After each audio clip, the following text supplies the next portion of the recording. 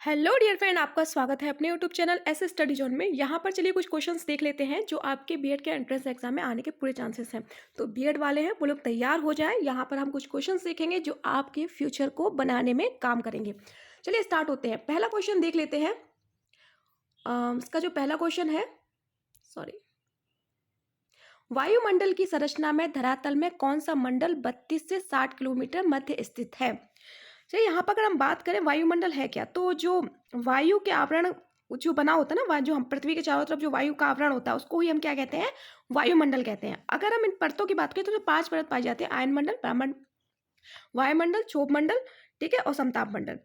तो यहाँ पर जो ओजोन ओजोन मंडल है उसको ही हम समताप मंडल भी कहते हैं, जो कि धरती से 32 से 60 किलोमीटर की ऊंचाई पर पाया जाता है। समताप मंडल में ही ओजोन जो गैस होती है वो पाई जाती है, जो कि सूर्य के आने वाले जो पराबैंगनी किरणें होती है उनको अवशोषित करती है। ठीक है, तो क्या करती है ये ओजोन परत? ओजोन परत है वो पृथ्वी को सुरक्षा प्रदान करती है। तो इसका जो राइट आंसर होगा वो होगा ओजोन मंडल।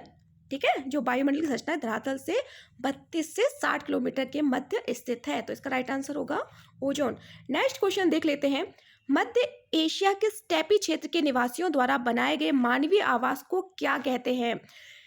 अगर हम मध्य एशिया के स्टेपी क्षेत्र के निवासियों की बात करें तो इसका जो राइट आंसर होगा वो होगा युर्थ। अच्छा, ये है क्या?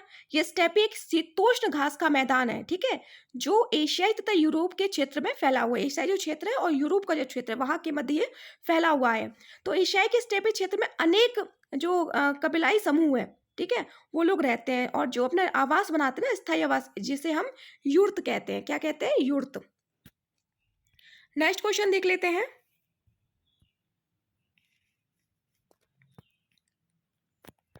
बच्चों में टीकाकरण को बढ़ावा देने के लिए भारत सरकार द्वारा किस वर्ष मिशन इंद्रधनुष योजना शुरुआत की गई थी? तो बच्चों में टीकाकरण को बढ़ावा देने के लिए किस वर्ष की गई थी मिशन इंद्रधनुष की? ठीक है, मिशन इंद्रधनुष, ये आप याद रखना। ये मिशन अगर पूछा जाए जो भारत सरकार द्वारा चलाया गया था इंद्रधनुष, तो ये किस वर्ष स्टार्ट किया गया था? तो ये किया गया था बी वर्ष 2014 में। ठीक है, 2014 में मिशन इंद्रधनुष योजना की शुरुआत की गई थी। इस योजना के तहत 2 वर्ष से कम उम्र के बच्चों को या गर्भवती महिला को 12 प्रकार के टीके दिए जाते थे। समझ गए? या तो गर्भवती महिला या 2 वर्ष से कम बच्चों को ये दिए जाते थे। मिशन इंद्रधनुष योजना के शुरुआत जो की गई थी 2014 में। इसका राइट आंसर होगा बी।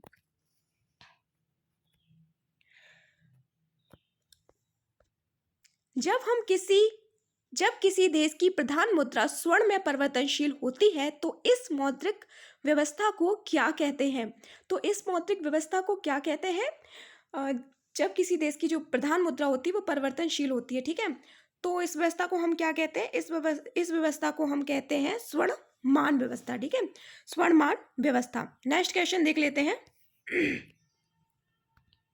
किस गवर्नर जनरल ने कार्यकाल में हस्तक्षेप की नीति अपनाई थी? किस गवर्नर जनरल ने कार्यकाल में हस्तक्षेप की नीति अपनाई थी? तो कौन सा गवर्नर था? तो गवर्नर सर जॉन शोर थे। अगर इनके बारे में हम बात करें तो सर जॉन शोर भारत के गवर्नर जनरल थे। ठीक है, इन्होंने भारतीय राज्यों के संबंध में हस्तक्षेप की नीति को अपनाया था। और हस्तक्षेप की नीति का अर्थ यह होता है कि ब्रिटिश ईस्ट इंडिया कंपनी भारतीय देशी रियासतों में आंतरिक मामलों में हस्तक्षेप नहीं करेंगी।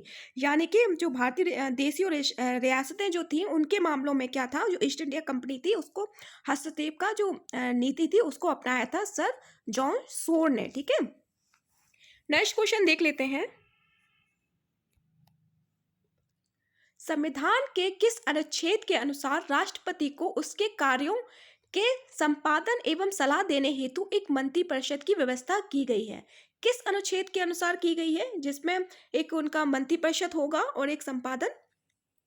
ठीक है, मंत्रिपरिषद की जो व्यवस्था की गई थी किस अनुच्छेद में की गई है? तो इसका जो राइट आंसर होगा वो होगा ए। ठीक है, अनुच्छेद 74 में। अनुच्छेद 74 में क्या किया गया था कि राष्ट्रपति को उसके कार्यों के संपादन एवं राष्ट्रीय सलाह हेतु एक जो मंत्रिपरिषद होती है उसका प्रमुख प्रधानमंत्री होगा। ठीक है, प्रधानमंत्री होगा, मंत्रिपरिषद होगी जो उसको सलाह देगी। और यह अनुच्छेद 74 में किया गया है। नेक्स्ट क्वेश्चन देख लेते हैं। राज्यसभा एक स्थायी सदन है जो कभी भी भंग नहीं होती है। इसके सदस्यों का कार्यकाल कितने वर्षों का होता है? तो इसके सदस्यों का कार्यकाल 6 वर्षों का होता है। इसकी सदस्यता क्यों नहीं भंग होती? क्या होता है कि जो इसके जो सदस्य होते हैं वो जो 6 वर्ष इसका कार्यकाल तो आप जानते हैं कि 6 वर्ष होता है और इसके जो 1/3 सदस्यों से प्रति जो 2 वर्ष बाद जो 1/3 सदस्य होते हैं वो सेवानिवृत्त हो जाते हैं, जिसकी वजह से ये कभी भंग नहीं होती है। नेक्स्ट क्वेश्चन, मानव सेवा के लिए स्थायी रेड क्रॉस का मुख्यालय कहाँ है? तो रेड क्रॉस ये है क्या? ठीक है, अगर यहाँ पर हम बात करें तो ये क्या है? तो इसका जो उद्देश्य होता था वो क्या है कि जो जब विपदा आए किसी भी तरीके की या युद्ध हो, उस समय मानव की सेवा करना इस जो रेड क्रॉस है ये इसकी जिम्मेदारी होती थी। ठीक है, तो अगर हम इसके मुख्यालय की बात करें तो इसका जो मुख्यालय है वो है स्विट्जरलैंड की राजधानी जनेवा में। कहाँ पर है? स्विट्जरलैंड की राजधानी जनेवा में रेड क्रॉस का मुख्यालय। नेक्स्ट क्वेश्चन देख लेते हैं।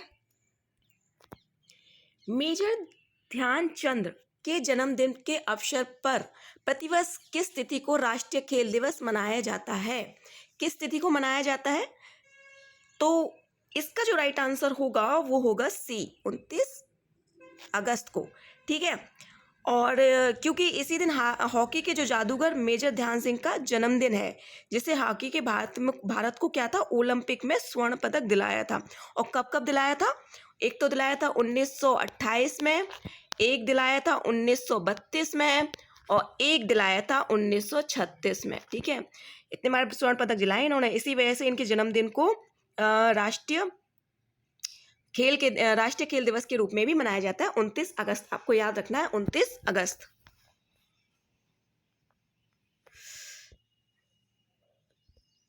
नेक्स्ट क्वेश्चन देख लेते हैं। रविन्द्रनाथ ठाकुर द्वारा शांति निकेतन की स्थापना किस राज्य में की गई? तो रविन्द्रनाथ ठाकुर द्वारा किस राज्य में की गई थी शांति निकेतन की स्थापना? तो इसका राइट आंसर होगा वो होगा पश्चिम बंगाल। चलिए इनके बारे में थोड़ा सा जान लेते हैं कि रविन्द्रनाथ टैगोर कौन थे। अगर इनके जन्म की बात करें तो 1861 में इनका जन्म बंगाल में हुआ था, इसीलिए इन्होंने पश्चिम बंगाल में देखो इसकी निकेतन की स्थापना की।